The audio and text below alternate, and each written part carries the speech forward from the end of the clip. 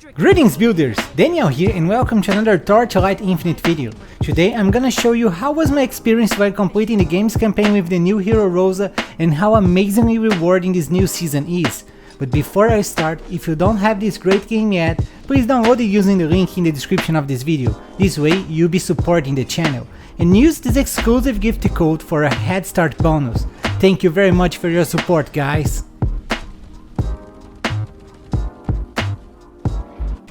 Since this was my first character, I've only had the chance to use the trading house after level 60, so most of what you guys are going to see here was made only with the loot I got, and I must tell you that I ended up being way too strong. If you're new to Torchlight Infinite, heroes here are like the classes on PoE. They even have ascendants that are here called hero traits. Every new season the game brings new heroes and hero traits, so you always have fresh passives and mechanics to create countless builds. The latest Hero Rosa came with the High Court Chariot hero trait that already gives her 30% chance to block attacks, 20% chance to block spells, and 4% restoration of missing life and energy shield whenever she blocks. This hero trait also grants Rosa an active skill that pulls nearby enemies to her for easy killing and creates a domain in which she deals a lot more damage based on her block chance. Rosa has a unique resource called Murderous Intent. She needs it to sustain the holy domain, but it easily fills up on every block. I decided to get the most out of those passive and get as much block chance as possible while keeping her strong. I thought that with this much innate tankiness this wouldn't be an issue, and you'll see in just a couple of minutes that I was totally right. The first skill Rosa gets is Ground Shaken. This skill hits the ground dealing damage and creates a secondary hit that deals a lot more damage, but for this skill to do that it needs to consume one Demolish charge. Normally you gain one Demolish charge every 3 seconds, but with support skills and talents we're going to reduce this time a lot. This skill is perfect for Rosa because it hits super hard without the need of investing in attack speed, and since we're going to spend some talent points on block chance, it's great to save the attack speed once. At the start of the campaign my damage was good, but I wasn't feeling tanky yet. I chose to start this character with the God of War talent tree, and there I found some block chance nodes that helped a lot. A few moments later I found a Void Rift where I got my first legendary item, and luckily for me it was an amazing tanky helmet called Hawk Lizard Skull that grants a good amount of armor, life, and most important, Tenacity Blessings that work like the endurance charge of PoE, reducing the damage taken by your character. Now, by this moment here, I was starting to feel a little lack of damage. On early levels it's crucial to always check your drops to see if you got a weapon with more DPS than the one you are using.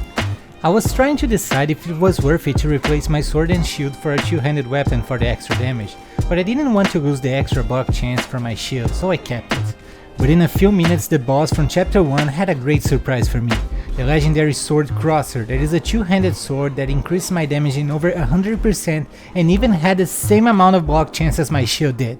Above all of this, this sword also counts with chance to gain Tenacity Blessings on block and causes your block chance to be lucky when you have Tenacity Blessings. This sword is so good that carried me through all the campaign and early in game. A little before that, I had my first encounter with the mechanic of the new season Twinightmare. This Dream Lotus transported me to a sweet dream where I had to kill a certain number of dream monsters within a limited time. It seems easy at first, but you find yourself running against the clock sometimes. When I succeeded, 2 bubble rewards were given, and I had a chance to improve my prizes, but each improvement came with a downside. I was trying to get as much red bubbles as possible since those grant the best rewards. And with that in mind I got the one that says that for every 3 bubbles I'll get 1 extra red bubble. For now those bubble rewards are only dreams, they will only become a reality when I face the nightmare, but we'll get to that later. The second Lotus I found had this amazing option that selects 1 to 3 of my bubbles and replicates them. As I was hoping, my 2 bubbles got replicated and now I had 4 bubbles and 2 of them were red. And since I had more than 3 bubbles, I knew that 1 extra red was on its way. The third Lotus had a very interesting option that granted 2 gear bubbles that were purple or better, but the downside seemed a little harsh. That's why I got the one that adds 2 gear bubbles, but it was a bad choice because I got low tier bubbles on this one. At least now with 6 bubbles I got 2 extra red ones. On the 4th Lotus I got the option that adds 2 gear bubbles that are blue or better, and at least this time I got a purple one that is not so bad. Now that I have my rewards done, it's time to face the Nightmare to make them a reality. Finally on the Nightmare, this huge and scary boss keeps following you and you need to destroy 4 Nightmare roots to escape. You need to be careful because every time you die, one of your reward bubbles is going to be destroyed. Each one of those roots is protected by enemies and one of them by a big boss. You have to do all of that while the big boss from before is chasing you and casting powerful skills. It's a very fun mechanic that brings a lot that feeling of risk versus reward. And when I was finally done, here is my loot. From those 4 red bubbles I got 4 legendary items. One in particular was a game changer to my character. The Lonesome Ring almost tripled my DPS because it supports my main skill with many support skills that add all kinds of damage. But for you to get all those bonuses you need to keep your other ring slot empty, a tiny price to pay if you ask me. About my hero traits, on level 15 I got my first one after completing the Hunters 4 challenge. This hero trait node is called Charred and Ready. It increases how far the enemies can be to be pulled to my domain when I cast it, grants more damage after blocking hits, and reduces the murderous intent consumed while in the Holy Domain. On level 32 I got my second hero trait node, and this time I had to choose between 2, but the choice was pretty obvious to me because since I was building a tank with a lot of block chance, I got the Whirlwind Advance that grants 1% chance to block spells for every 2% chance of block attacks.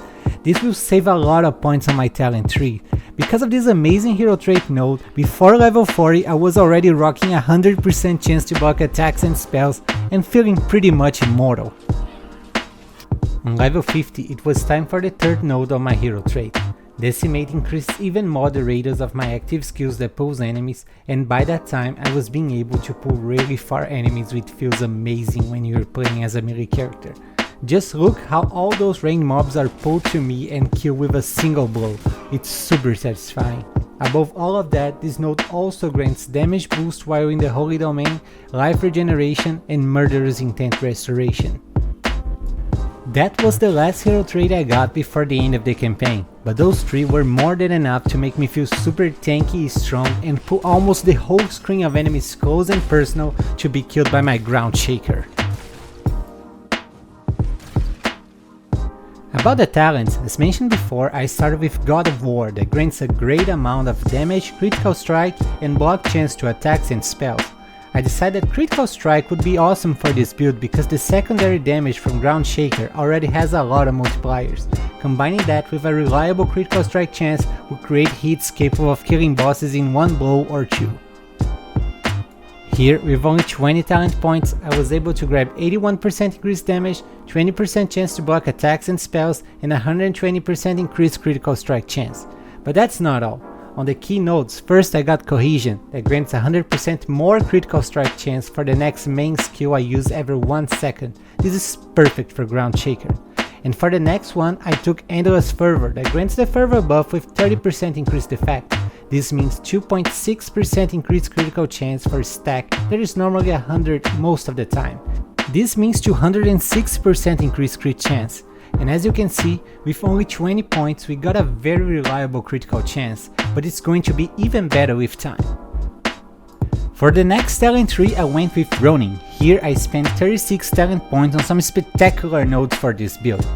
A lot of melee damage, block chance, increased fervor effect, more damage if you blocked recently, that with 100% block chance it's almost all the time, and even more 50% demolish charge restoration speed. For the key nodes I got Sprinkle, that not only grants a chance for your skill to have 80% more radius, but also 18% more melee damage. Next, I choose Falling Leaves for the 50% more attack damage. By the end of this talent tree, you will already be feeling like an unstoppable wrecking ball. By the end of the campaign, I still had enough talent points to start the third talent tree. For that I chose the Ranger one for the huge amount of critical chance and critical damage it provides. After finishing the campaign level 60, I took my Rosa with only items I got from loot for a test drive on early endgame maps, and she held super well.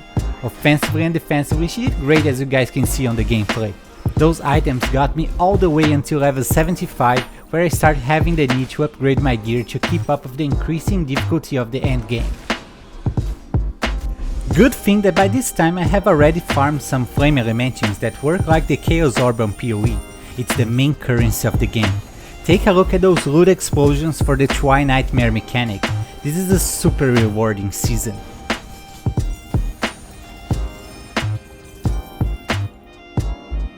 With only 3 flame elementals, I got this amazing legendary hammer called Steel Stagnation that grants a good amount of DPS, 50% increased area of effect, and 74% more damage if a demolisher charge is consumed, which is perfect for my ground shaker. However, this item comes with a downside. The demolished charge's restoration speed is fixed at only 200% of its base, which means only 100% increased. Luckily on Torchlight Infinite it's possible to corrode items similar to the corrupted ones on PoE, but here they can upgrade and change mods even on legendary items, and for only 9 flame elementals I got a corroded version of Steel Stagnation that not only doesn't fix the amount of demolished charge restoration speed, but also increases it in 100%. An item like this should cost a lot more than that, but with the new global auction house that was implemented on this Twinightmare season, all servers of the game share the same trading house, which means a lot more items and lower prices. Another great item that I got for only 3 flame elementals was the heavy wear body armor that grants a lot of armor and life, but most importantly it grants more damage against nearby enemies and causes them to deal less damage to you. This is perfect because with the Holy Domain we're always pulling enemies close to us. With only those 2 items I started feeling a lot more powerful and tankier, so I kept climbing the endgame worlds, killing those amazing Netherrealm bosses and refining my build. I eventually got even more items on the trading house, crafted some and even changed some nodes on my talent tree. By the way, here on Torchlight, until level 80 you can freely change your talent tree. This is awesome for us to try many combinations before finding the best one.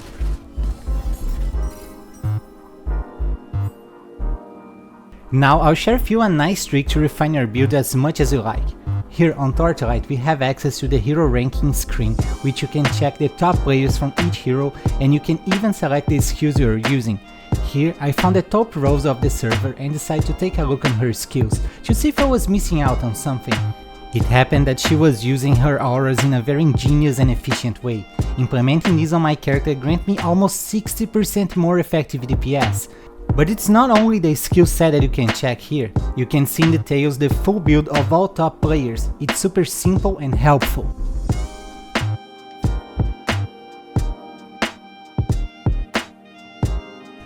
I'm still on my way to level 90 and my build's not done yet, but I'm feeling super strong, one-hitting bosses and with an amazing survivability.